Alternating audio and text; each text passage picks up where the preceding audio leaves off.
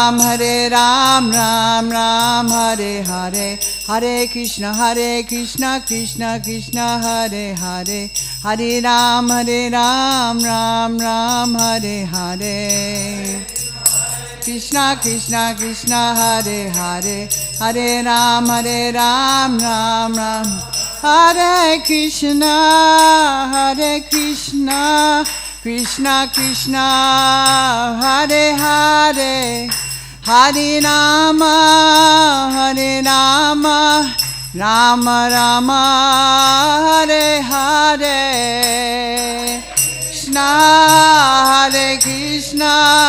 Krishna Krishna, Hare Hare, Hare Rama, Rama Rama, Hare Hare, Hare Krishna, Krishna Krishna, Hare Hare, Hare Rama, Rama Rama, Hare Hare, Hare Krishna, Krishna, Hare Hare, Hare Rama, Rama Rama, Hare Hare, Jaya Jagannatha, Jaya Baladeva, Jaya Subhadra, Jaya Jagannatha, Jaya Baladeva, Jaya Subhadra, Jaya Prabhupada, Srila Prabhupada, Jaya Prabhupada, Jaya Prabhupada, Srila Prabhupada, Srila Prabhupada, Jaya Prabhupada, Jaya Prabhupada, Srila Prabhupada ki jai. Jayam Vishnupad Paramahamsa Parivakacharya Astadata Satasisi Mad Abhay Charanar Vinda Bhakti Vedanta Swami Prabhupada ki jai. Jayam Vishnupad Paramahamsa Parivakacharya Astadata Satasisi Mad Srila Bhakti Siddhanta Saraswati Goswami Maharaj Prabhupada ki jai. Shri Radha Krishna Gopa Gopinata Syama Kunda Radha Kunda Giri Govardhana ki jai. Shri Vrindavandam ki jai. Shri Mayapurdam ki jai. Tulasi Devi Bhakti Devi ki jai. Samaveda Bhaktivinoda ki jai. Sri Harinam Sankirtana ki jai. All glories to the assembled devotees. All glories to the assembled devotees. All glories to the assembled devotees. All glories to Sri Guru and Sri Garanga. All glories to Srila Prabhupada. So that little mantra in Jagannatha Swami Nayana Patigami Bhavatu Me simply translates as, O Jagannath, Lord of the universe, kindly be visible unto me. I offer my prostrated obeisances to the internal supreme power, Sri Jagannath, the super soul of all living entities, who resides with his divine elder brother, Sri Balabhadra, and little sister, Sri Devi Subhadra, in the most holy abode of Nilachala, Puri, Nicha, Vaikuntha. So, as you all have guessed, we're celebrating Lord Jagannath today. We just had their lordships come miraculously into the temple and find a place there on the altar. They look really good there. Wish they could stay, right? Really nice to have, such a big presence here.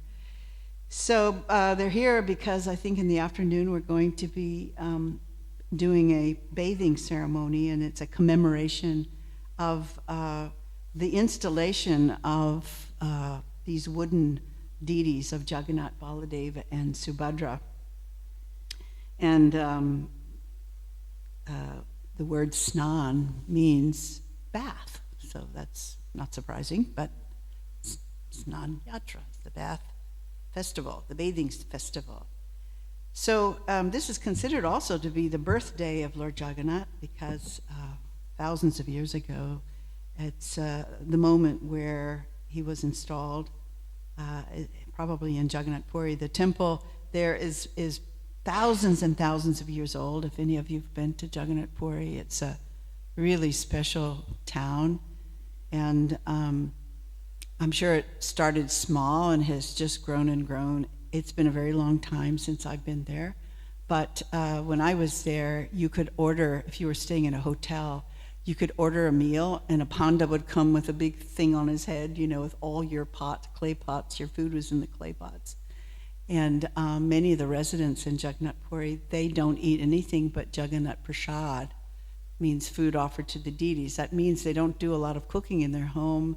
Rather, what they do is, I guess they pay a donation, and they come and pick up various bigger, smaller clay pots of very interesting dals and chutneys, and it's just amazing prasadam. It's totally out of this world. I've never tasted anything like that in any of our temples. It just has a special flavor, and I think that they used to have, I don't know if this is true now, but they had many little kitchens inside of the Jagannath walls, as many as 50 different kitchens. So you've got people cooking. If you imagine feeding a whole town of people every day, it's unimaginable. If you think cooking here is a big deal, the cook gets sick today, you've got a lot of people to make up. Anyway, so this festival is held generally on the full moon day of the month of Jyesta every year in Jagannath Puri. This month, it's kind of between our June and July, is considered to be the month of Jyesta. So the Jagannath Temple in Puri, it's the oldest temple in India, and it dates back thousands of years. I don't even know when it was built. But it's supposed to be one of the places, interestingly enough, that Jesus Christ went during the lost years when he was between the ages of 13 and 30. And supposedly in the Aquarian Gospel of Jesus, his name is inscribed on the inner walls of the temple as Jesus of Nazareth came here. So apparently in ancient times they kept records by inscribing such things on their walls. And today Westerners are not allowed to enter the temple, apparently because when the British were ruling India, they took some of the Jagannath jewels, particularly some large diamond known as the Koh-i-Noor diamond, and it became one of the British monarch's crown jewels. It's a very controversial story, so you have different histories and people claiming that, well, no, it's our diamond, but that's one of the reasons they give why they don't let Westerners come in the temple, because they're afraid we're going to steal something. And I don't think Jagannath any longer has maybe pure diamonds and jewels, but originally Krishna had just beautiful gemstones, and they were authentic. They weren't just glass beads. So the word Jagannath means Lord of the universe, and Lord Jagannath appeared with his brother Baladev and sister Subhadra in these wooden forms that we see here. And I don't know, many of you may know, but just for those who may not have ever seen Jagannath before, Lord Jagannath is the black deity on the right, and Subhadra is the yellow form in the middle, and on the left is Baladev, who is a white color. The word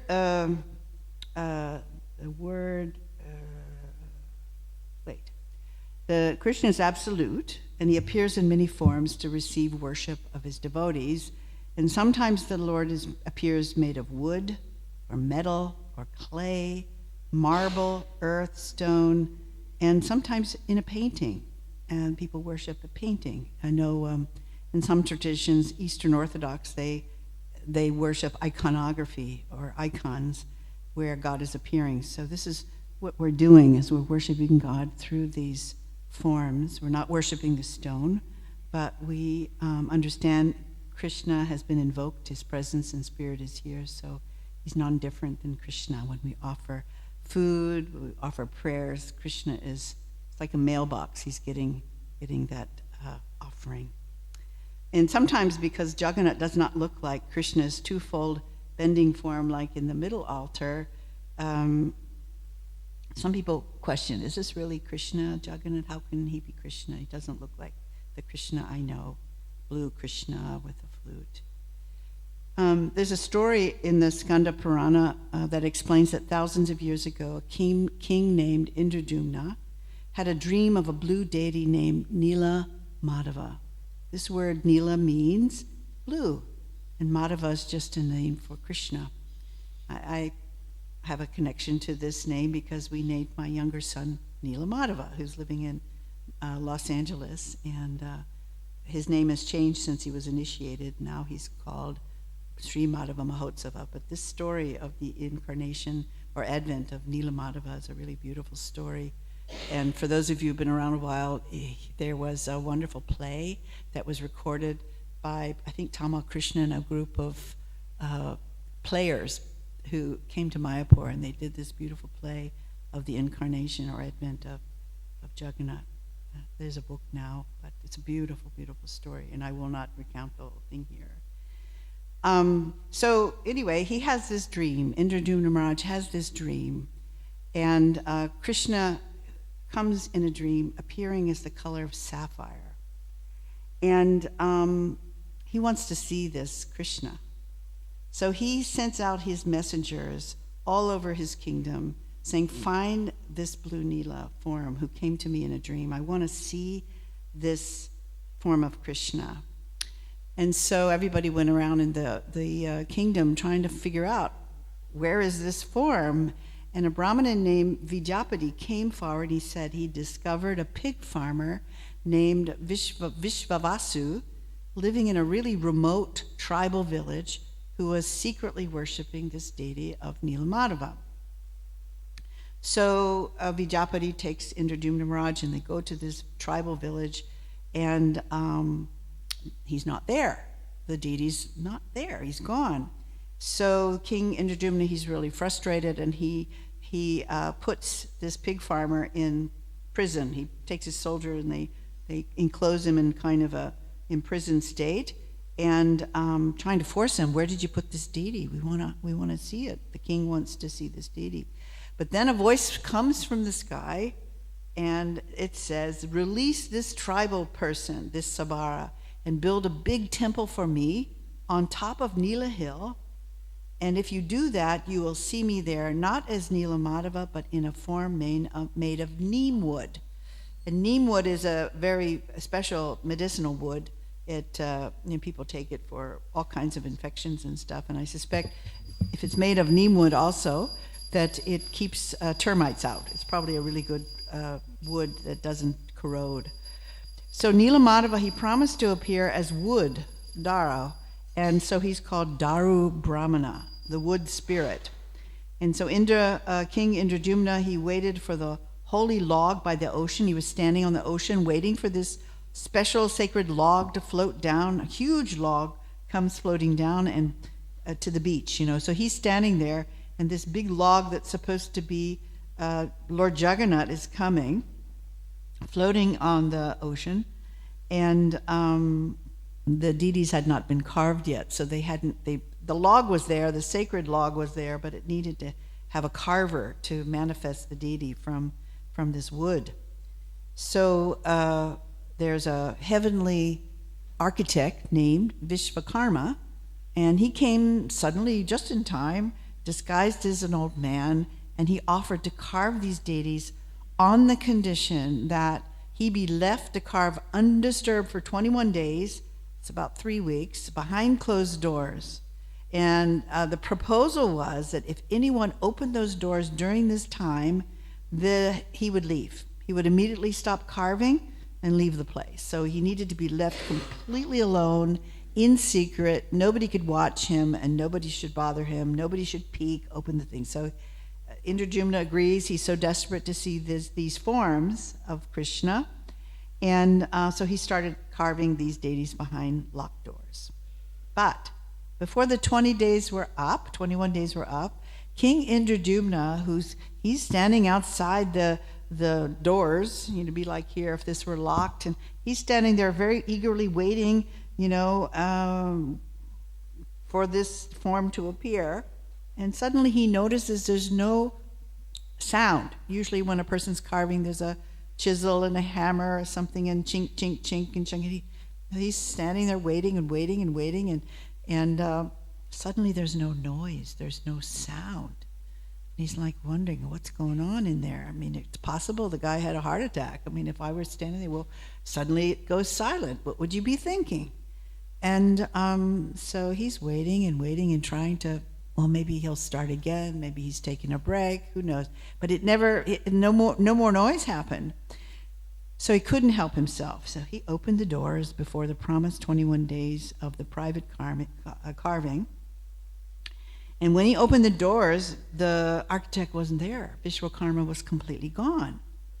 But what was there in the room were these forms of Jagannath, Jagannath, Baladev, and Subhadra, and they had no feet and no hands. And they're looking really unfinished. And I'm sure people who come sometime and see Jagannath, they wonder, what kind of form is that? Jai Jagannath. Jai. They wonder, what is that? They look like totem poles a little bit. If you don't know anything about our Krishna philosophy, that's what I thought when I first saw them. I thought, what? They look a little bit like Native American First Nations people's totem poles. It's a beautiful story, though. It's not that. Not what you think. So when the king saw that, he kind of became very upset, thinking, oh gosh, I've offended the Lord. That's why the architect went, and I opened the doors and kind of interrupted. I don't know what's the matter with me. But that night, Lord Jagannath appeared to the king in a dream and reassured him, explaining that he was revealing himself in this particular form to show the world that he can accept offerings without hands, and he can move around without feet. So Lord Jagannath told the king, know for sure that my hands and feet are the ornaments of all ornaments, but for your satisfaction you may sometimes give me gold and silver hands and feet in my deity form. So in some temples today, the Lord is given gold or silver hands and feet. Like in Los Angeles, they have Jagannath deities on one altar, and they have these enormous gold hands that they sometimes put on Jagannath's stumpy arms, and it's really gorgeous to see Krishna with those hands. There's another story that explains why Jagannath appears this way, and it gives an account of one day on a solar eclipse, Krishna, Balaram, and Subhadra, along with other residents of Dwarka, they went to bathe in the holy pond at Kurukshetra. And knowing that Krishna would be there, Srimati Radharani, Krishna's cowherd girlfriend, she comes with her parents, Krishna's parents, Nanda and Yashoda, and other residents of Vrindavan just to meet Krishna. And so mother of Balaram, who is inside one of the many tents. If you go to some of these holy festivals in India, the government erects these tents for the pilgrims to come and stay and rest because they have traveled so far by feet. So this was the case way back then when there was this festival at Kurukshetra. So there was a tent, and Mother Rohini and other devotees were in this tent, and she was telling the story of some pastimes of Krishna. But because devotees who live in Dwarka, or people who live in Dwarka, they worship God in awe and reverence and with lots of ornaments. And Krishna in Vrindavan has a more sweet mood.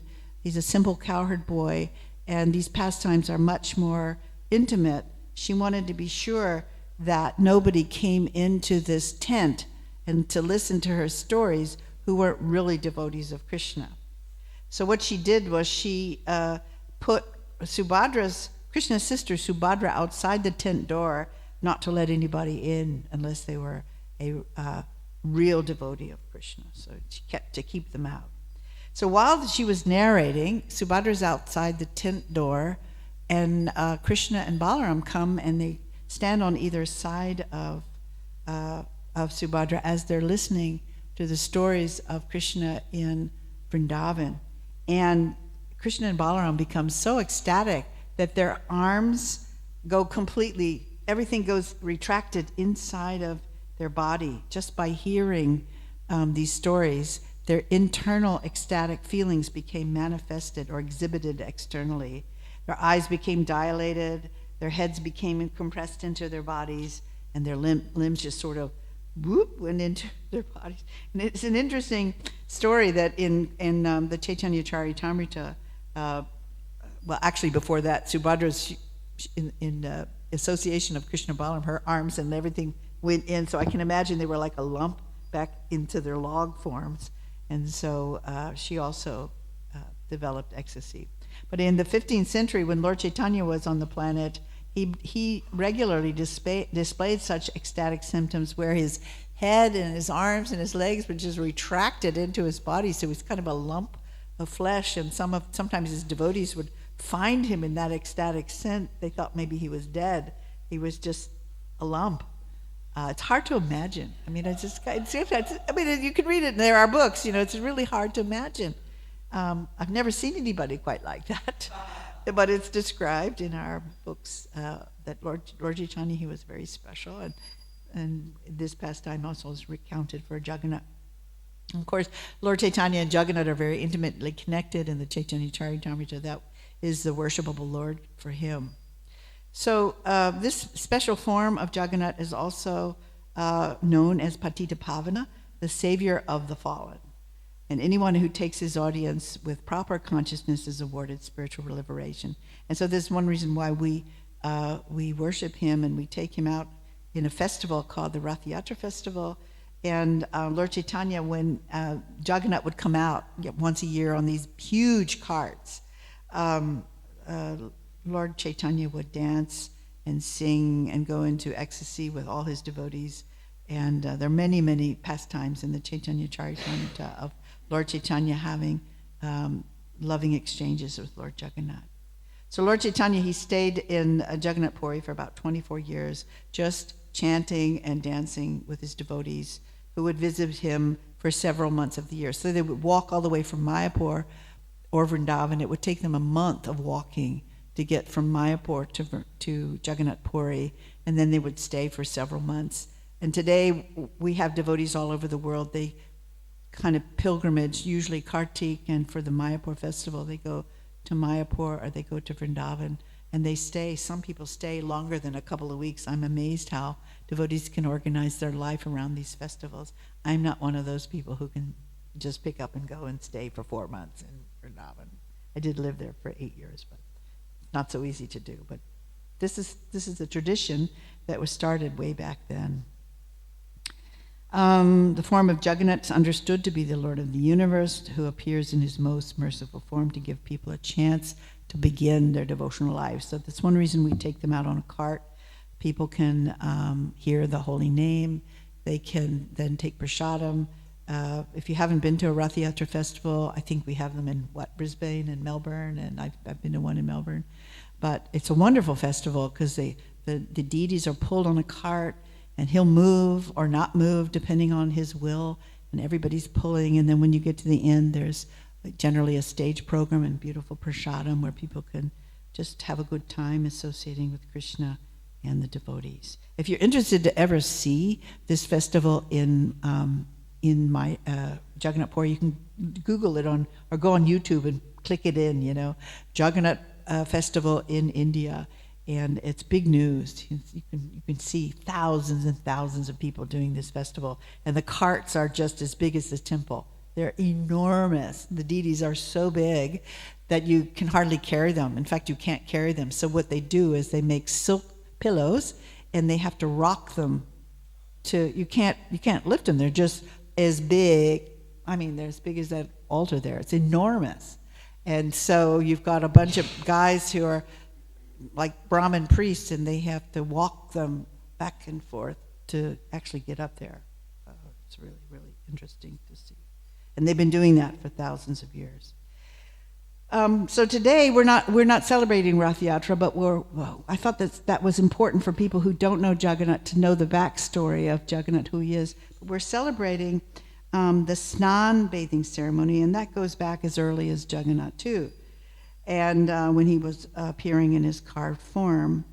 And at that time, or since that time, only tribal people, you've got some tribal people in Orissa who are the ones who, in the beginning, were worshiping Jagannath. And today, still, only tribal people are the ones who are doing this bathing festival, obviously with support of the Jagannath Temple. And they live in southern Orissa, which is the state where Jagannath Puri is, and they do continue this festival during this time right now between June and July. And so what they do is they collect water from the remote jungle. They go into the jungle and they get these, they have clay water pots, and they collect water, thousands of pots of these water pots, but they find springs in the middle of the jungle, and the water is untouched even by the shadow of animals. So this water coming out of the jungle is considered the purest clean water possible. And then you have another procession of temple priests and servants who bring water from a well in Jagannath Puri called the Golden Well. And they fill about 120 pots made of copper and gold. And all these water-fetching servants, they cover their mouths with a cloth so they don't contaminate the water with their breath. Kind of like Jains, they wear this mask so that no insects or anything can get in to do harm. There's special priests called Palapandas. They purify the water beyond that by adding turmeric. They put whole rice in it, sandalwood pulp, aguru, essential oils, perfumes, and other medicinal herbs just to make it even more purified. And on the day before this bathing festival, the deities of Jagannath, Baladev, and Subhadra are ceremonially brought out from the temple in a procession to a big bathing tent, which is called a pandal. They call it a pandal in India. And it's so high that visitors who are standing outside the temple, they can see Jagannath way in the distance. And he's so big, and the stage is so huge that people from way beyond, probably a mile away, can see. And people go up in buildings, up in the roofs of buildings, so they can witness this enormous festival. And before the deities are taken to the bathing platform, this platform is decorated with traditional paintings of trees and gardens. They have flags and garlands strung with mango leaves they're hung all over the platform. I think we have something, I don't know if they're mango leaves, probably not. Maybe they are. Are those? They're mango leaves. Oh, I forget we're in a place that grows mangoes. Yeah, that's amazing to me. So in the same spirit. So these are hung all over the bathing area. And then Jagannath, Baladev, and Subhadra, they're dressed in silken cloth, and they're smeared with red kumkum powder and decorated with many flowers. So we'll see how they do today, what they're going to be wearing. And while the deities are being bathed, then there's incense and oils, essential oils are offered to them while people sing the holy names of the Lord, accompanied by mridangas and kartals, and they blowing conch shells and chanting various Vedic mantras. So if you see this on YouTube, you'll see there'll be the Brahmins over in this corner chanting things, and the Wampers, big kartals, and we do a little version of that here. It's very the same. And what happens here with all this bathing? It's very hot. Right now it's kind of our cold season, but in India, June, July, August is really, really hot, particularly in Jagannath Puri. It's very, very humid. And so the bathing is, in one hand, meant to cool the Lord's body, but what happens is that when you bathe Lord Jagannath, some of the paint starts to run. It gets washed off because the paints that are used in India, at least for the Lord, are often, they're naturally earthly mineral paints. They're not oil-based paints. I think these are probably oil-based paints, and so they're not as easy to wash off. But in Jagannath Puri, they're using really natural earth-based paints. So it washes away the features of the Lord.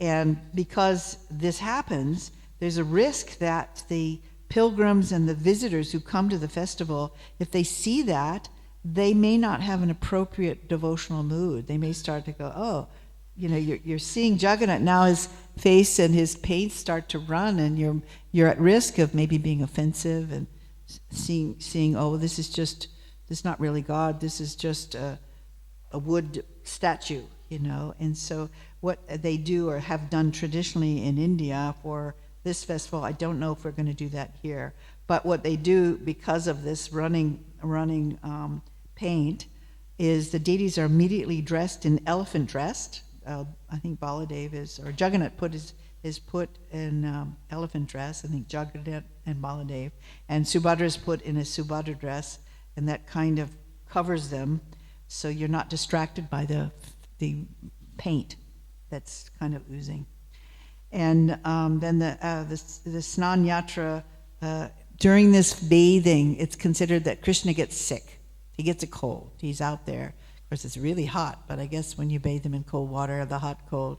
So the meditation is that God gets a cold, and then after he does all this bathing and festival, they put him in a private sick room inside the temple to be taken care of the king's physicians who offer the Lord various herbs and healing teas and things. So he probably kitri he's eating, I don't know what they feed Krishna in Jagannath Puri. And in this way, the Lord is kept out of the public view for about 2 weeks, and he's no longer worshipped in the temple. I know in Melbourne where they have Jagannath, when Jagannath is, after Snana-Yatra, he goes up into a room for 2 weeks, and there's a picture on the altar instead of him, so he's not being done any puja there or worship. It's all going up in the sick room. Krishna's being worshipped up there. And then while the deities are out of sight, they are repainted. They are all completely repainted and renovated. And then when he comes back, he's completely, installed again on his altar, and he's fresh. He's brand new, and everybody's celebrating because they've missed Jagannath so much. So this is what we're going to be doing today. I've never done that here at New Govardhana, so I don't know how it's going to go and where they're going to be, and we'll be surprised. So the second task I had was to talk a little bit about a person named Mukunda Datta. And he is talked about a bit in the Chaitanya Charitamrita. And he is very famous for inspiring Lord Chaitanya because of his singing. He was a very, very wonderful singer. So you'll see him show up throughout the Chaitanya Charitamrita because of his singers. And he was born in a little town in West Bengal, and it's understood that he was a reincarnation of two other wonderful singers named Madhukanta and Madhurvrata, who appeared in Vrindavan 5,000 years before when Krishna was on the planet, and they also were singers back then. So it's described in scripture that, and this is the quote, in Vraj, which is the sacred land where Lord Krishna appeared around 5,000 years ago, there were two very nice singers named Madhukanta and Madhuvrata. Then later, in another incarnation in the 15th century, these same two singers appeared in Chaitanya Lila as Mukunda and Vasudeva Datta. They were brothers, and they sang in the society of Lord Chaitanya Mahaprabhu. So they've been singers, for many thousands of years. That was their special service. And Madhu, interesting, means sweet. We have a wonderful singer here in New Govardhana named Madhuvani, right? She got the right name. Madhuvani, singer. When Lord Chaitanya was a student, Mukunda Datta was his class friend, and they frequently got involved in logical debates. I remember about a month ago, I had to talk about Murari Gutpa, and he also was a student, and he used to fight with Lord Chaitanya in logical arguments when he was a youth, before he took sannyas. So sometimes Lord Chaitanya and Mukunda Datta, they would fight and using tricks of logic to defeat each other. So it was all done in fun. And then after Lord Chaitanya, he took sannyas in Gaya, he returned to Jagannath Puri, and Mukunda Datta also pleased him by reciting verses from the Srimad Bhagavatam about Krishna Lila, and he also inspired Gadadhar Pandit Goswami to become a disciple of Pundarika Vijayanidhi. There's a pastime of Lord Chaitanya dancing and singing in ecstasy in the courtyard of Srivas Pandit while Mukunda Datta was singing. And here in this pastime, Lord Chaitanya, he's exhibiting his ecstatic manifestation of himself as Lord Ramachandra. So when I was talking about Murari Gupta a month ago, this is tied in because Lord Chaitanya exhibited him for 21 hours. He manifests himself as Lord Ramachandra, and he does that for Murari Gupta because he's very attached to Lord Ramachandra, and he's trying to help Murari Gupta see that I, Lord Chaitanya, am non-different than Ramachandra. We are the same Lord appearing in different ways. So Mukunda Datta, he started off this event by singing. So you have to have somebody to sing. And it's also true here. Not everybody can sing, and it's really a gift if you can sing and inspire people by your singing.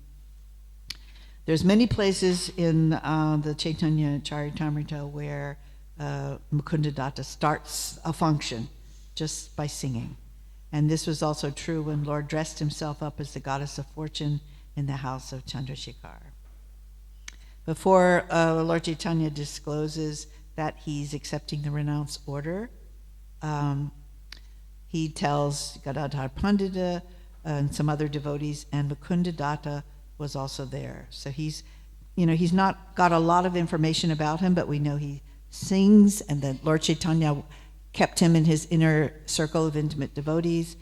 We don't know a lot about him except he was just a great singer, and Lord Chaitanya was very inspired by his singing, and so he kept him close near him. He was also present, Mukunda Datta, when Nityananda broke Lord Chaitanya's sannyas rod and in a place called Jaleshwara, and Mukunda Datta also went every year from Bengal to Jagannath Puri to see Lord Chaitanya along with the other devotees. So they must have had to walk a month to go to Jagannath Puri, then they stayed a few months, and then of course they had to walk home. That was a month walking. So I can imagine 6 months of the year they were not at home. So wherever their home was, they must have had to live very simple, because you're walking 2 months and you're staying 4 months. That's a 6-month stretch. Sometimes Lord Chaitanya would chastise Mukunda Datta because he attended many functions held by different classes of non-devotees. And there's one incident that's elaborated on in the Chaitanya Charitamrita when the Lord punished Mukunda Datta by not allowing him to come near me. Like, don't come near me. I don't want you near me. And the reason why is because he was mixing with Mayavadi impersonalists. And there's a pastime when the Lord called each devotee when he was, I guess, in someone's home, and he was calling each devotee to come up, and he would give each one a special blessing.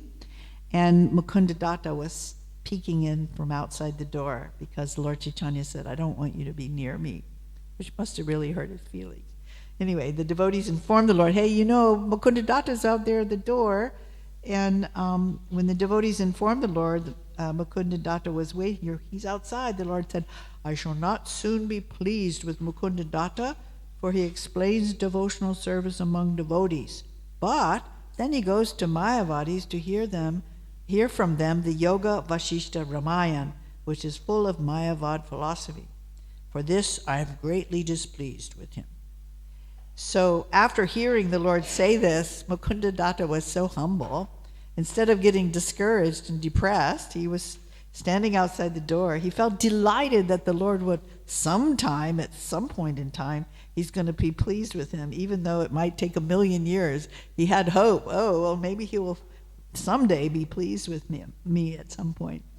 But then when the Lord understood that Mukunda Datta was going to give up the association of Mayavadis for good, he became pleased and immediately called to see Mukunda. And in this way, the Lord delivered Mukunda from the association of Mayavadis. So that, some of you may not know what a Mayavadi is. We throw that word around a lot, and people don't know what that means. A Mayavadi is a person who considers the body of the Supreme Personality of Godhead, Krishna, to be made of Maya, or material energy. And the Mayavadi considers the abode of the Lord and the process of approaching him as also Maya, or material. A Mayavadi does not discriminate between Atma, the supreme living being, the individual living being, or the Jiva, and the Paramatma. So the Paramatma, or the Supersoul, we understand is a partial representation of the Supreme Person who oversees and sanctions everything in the material world. And the Paramatma is within every atom and every living being, not just humans, animals, plants. Everything that is alive has this spark of Paramatma. And we have an individual soul, Jiva, that's a finite spark of Krishna, but that there's a Paramatma that is in everyone's soul. This is the heart of all living beings. So, but a Mayavadi would say it's the same. When you realize that actually you are God. We know that we're part of God, we're in God, God is in us, but we are not God, because God involves all things, and everything is in God. We are not in God. We are not in everything, and everything's not in us. So in Bhagavad Gita, chapter 13, Krishna explains how Paramatma, as the super soul, simultaneously exists in the heart of all beings as the well-wishing friend of everyone. And he's a witness to all our activities, he's the maintainer of all things, and the supreme controller of the universe. Mayavadis do not discriminate between Atma and Paramatma, and they say that the conditioned consciousness in the material world is due to the forgetfulness of their identity as God. And that is not our view. So that's a Mayavadi. The third task I have is to say a little something before we stop about Sridhar Pandit. This is his disappearance day. He was a great devotee of Lord Chaitanya who was known as Kolavecha Sridhar. You're going to hear that name much more often than Sridhar Pandit. And he was a very, very poor man. He had a little business of selling cups made from leaves of plantain trees. I think those are banana trees. Yeah, they made these little cups. In India, you can get things, instead of paper plates, they use leaf plates and leaf cups. And he almost made no money at all. He was so poor. He had practically no money. And still, he spent 50% of the little income that he had on the worship of the Ganges River. And he maintained himself on the remaining 50%. So he already had hardly any money. He'd cut that in half, and he would maintain himself on that half and worship with the other half. He was so poor that he lived in a cottage that had a broken roof with many holes in it. He could not afford brass utensils, and therefore he drank water from an iron pot. Nonetheless, he was a great devotee of Sri Chaitanya Mahaprabhu, and he's a typical example, Prabhupada explains, of how a poor man with no material possessions can become a most exalted devotee of the Lord. And the conclusion is that one cannot attain shelter at the lotus feet of Lord Krishna or Sri Chaitanya Mahaprabhu through material opulence. So just because you might have money, or you might have good education, or you might be beautiful and strong, will not earn you the shelter of Lord Chaitanya. So this is Prabhupada's comment on this particular pastime. One time, Lord Chaitanya revealed himself to this particular confidential devotee, Kolavecha Sridhar, and offered him anything he liked, any opulence you want. You are such a great devotee. You have won my heart. I will give you anything that you want. But Sridhar says, I don't want anything. I don't need anything. I have everything. I'm quite happy the way I am. I only want to gain unflinching faith and devotion to the Lord's lotus feet, your lotus feet. And Srila Prabhupada comments that that is the position of pure devotees. If they can be engaged 24 hours daily in devotional service, they do not want anything else, not even the happiness of liberation or of becoming one with the Supreme Lord. And finally, there's a little quote. There's a quote in the Gora Ganodesha Dipika that says, the cowherd boy named Kushu Masava, who joked with Lord Krishna and made him laugh in Brajabhumi, appeared in Lord Chaitanya's pastimes as the learned Brahmana named Kolavecha Sridhar. Behold the great fortune of the devotee Kolavecha.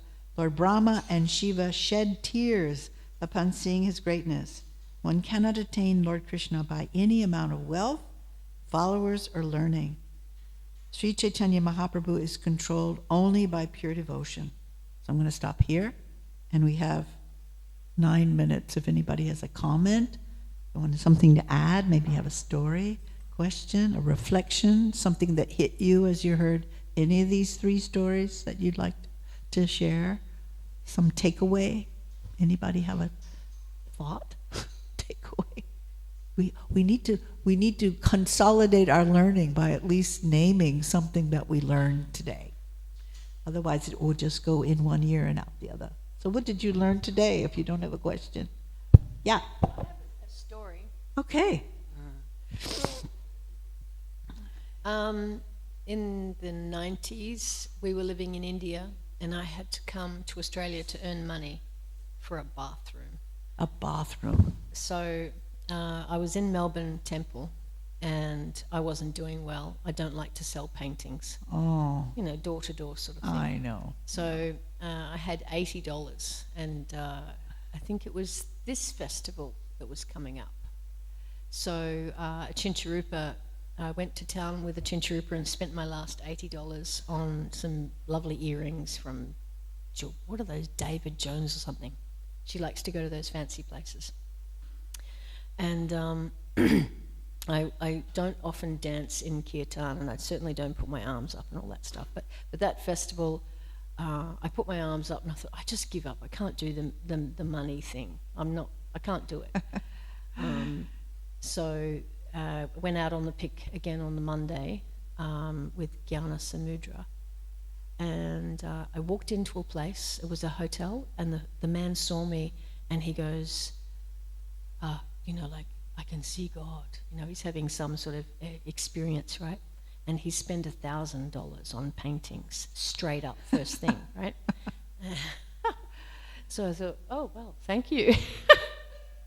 I had my fare to get back to my kids and live happily ever after. So I felt a lot of reciprocation. It was like, thank you. So years later, being the exploitive person that I am, I thought, I'll try that again. So I was here and went out and bought a spray for the turban for Balaram, and that present went into the back of the paraphernalia room and promptly went into the bin. It just got thrown out. And I thought, well, there you go. I was off key. And anyway, that was my little... Nice. Thank you. Thank you for that. Krishna is a person, and he definitely reciprocates. One stretch to him is 1,000 back. Yeah. Thank you. It was uncanny, yeah. Yeah. Any other reflections, thoughts, takeaway? Any one point that you heard today that you might take with you as a keeper?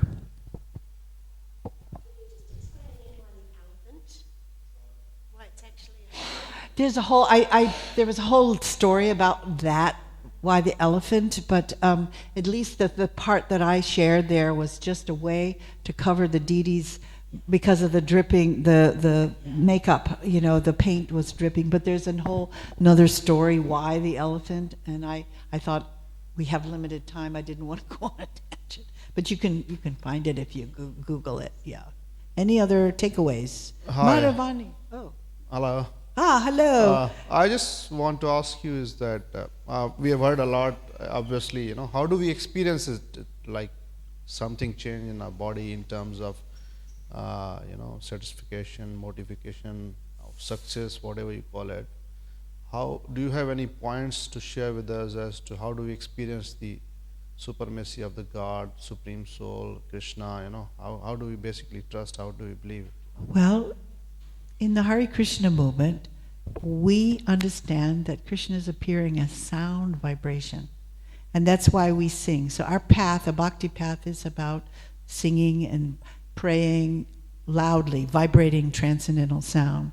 So there are many pieces to that, but if you want to really experience a change of heart, it really starts with sound vibration and associating with other people on that path, and taking food that is offered to Krishna and trying to render some kind of service for the spreading of the holy name or for Krishna in his form. It's a very mystical process, so you can't make that realization happen. But when the heart is humble and sincere and we call out, help me, Krishna reciprocates. And I can't tell you exactly how he would do that with you, but I have enough experience with people who don't know Krishna at all to know that God's a person and he responds when we call out. So try it. It's magic. Let me know what happens. Yeah. Madhavani. know that the reason why we couldn't go into the temple in Puri is because of the jewel, that the British took a jewel. That's one story, and they've tried to get the jewel back because it's traced back to Jagannath, you know. And but there's a controversy about that if you look it up. But yeah, they don't trust us to take anything, you know. We're Mlechas and Yavanas from the West. Yeah. Any takeaway? Anything else?